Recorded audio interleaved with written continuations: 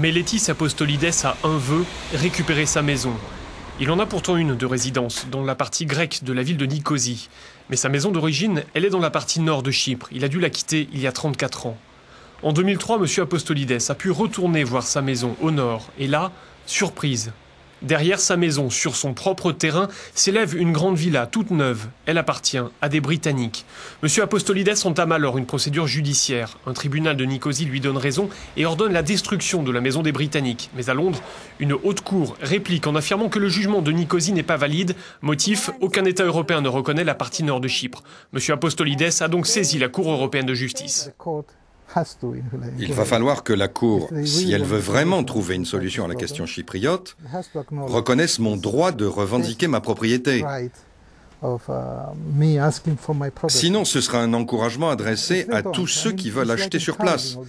Autrement dit, cela va créer encore plus de problèmes. En fait, ça revient à dire qu'il n'y a aucune volonté de régler le problème. Nous sommes à présent dans le village de Kyrenia, sur la côte nord de l'île. Ce grand monument est un hommage aux soldats turcs débarqués ici en juillet 1974. Pour les troupes d'Ankara, il s'agissait à l'époque de réagir à une tentative de coup d'État dans la partie sud. Les soldats sont restés. Depuis, l'île est coupée en deux. Des milliers de Chypriotes ont été contraints de s'installer dans le sud, à l'instar de M. Apostolides. La République turque de Chypre du Nord est proclamée en 1983, mais elle n'est reconnue que par la Turquie. S'ensuit une période d'isolation économique, d'embargo et de sanctions. Pour soutenir leur économie, les autorités du Nord décident de miser sur le tourisme en incitant les étrangers à venir là. Les projets immobiliers fleurissent en quelques années. Aujourd'hui, environ 22 000 étrangers ont acquis des propriétés dans le nord de Chypre. Et ils sont 14 000 à vivre ici en permanence. La plupart sont britanniques.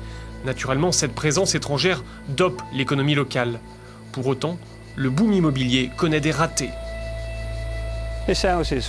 Cette maison appartient à un couple de Dubaï. Ils ont acheté cette maison, mais en fait, ça fait longtemps qu'ils ne sont pas venus ici. Ils ont laissé la maison dans l'état dans lequel vous la voyez. Il y a des gravats un peu partout.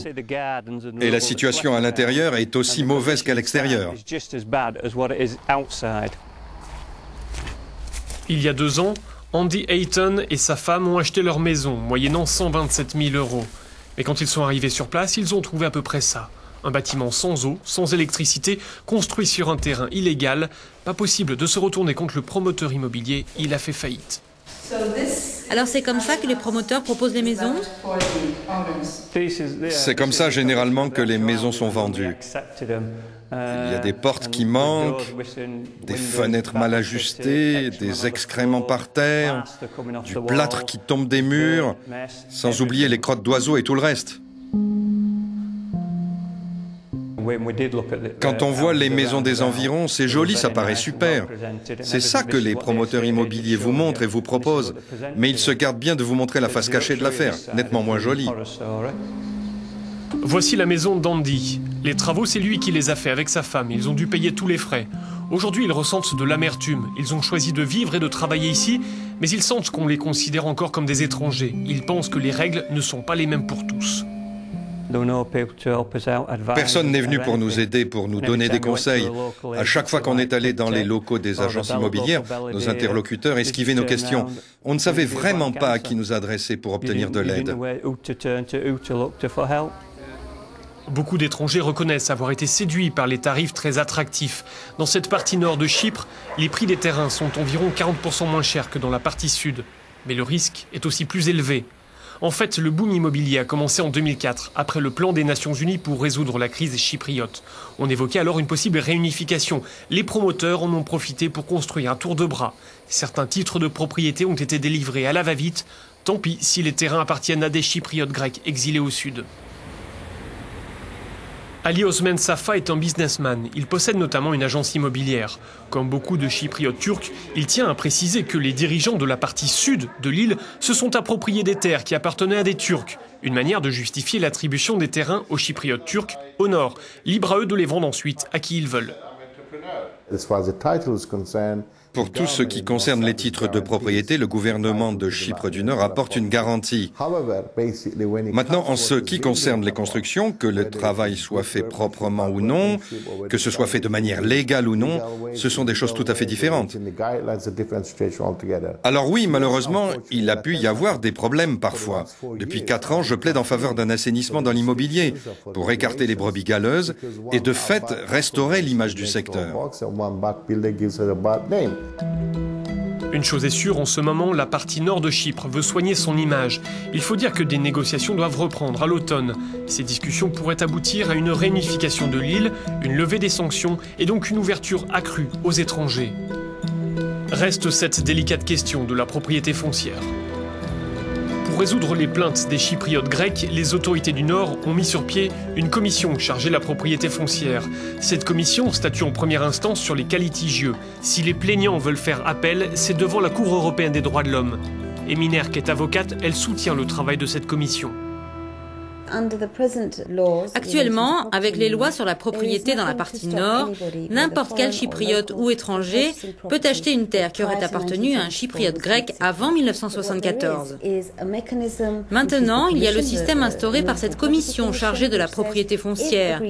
Avec ce système, un chypriote grec qui vient dans la partie nord, qui s'inscrit ici pour dire qu'il avait un terrain et qu'il en a été dépossédé, le dossier de cette personne va être étudié. Les solutions proposées sont la restitution, la compensation ou l'échange. Retour dans le village de Kyrenia. Cette maison est un cas d'école. Elle appartient à une famille de chypriotes grecs, les Loisidou.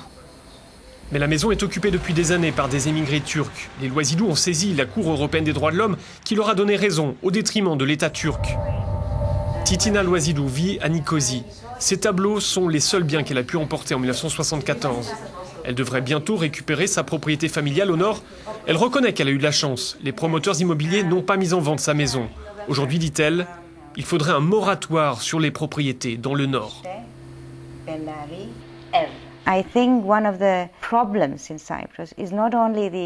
À mon avis, le problème à Chypre, ce n'est pas seulement la partition de l'île, ce n'est pas seulement la division de la population. Le problème est d'ordre psychologique. Les gens ont subi un réel traumatisme.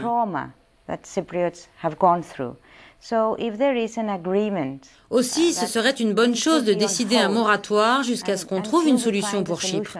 À mon avis, cela pourrait créer un sentiment plus favorable de part et d'autre pour une réunification.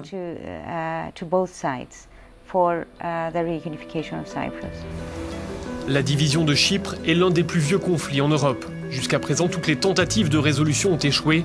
Des pourparlers entre les représentants des deux communautés doivent commencer dans les prochains mois.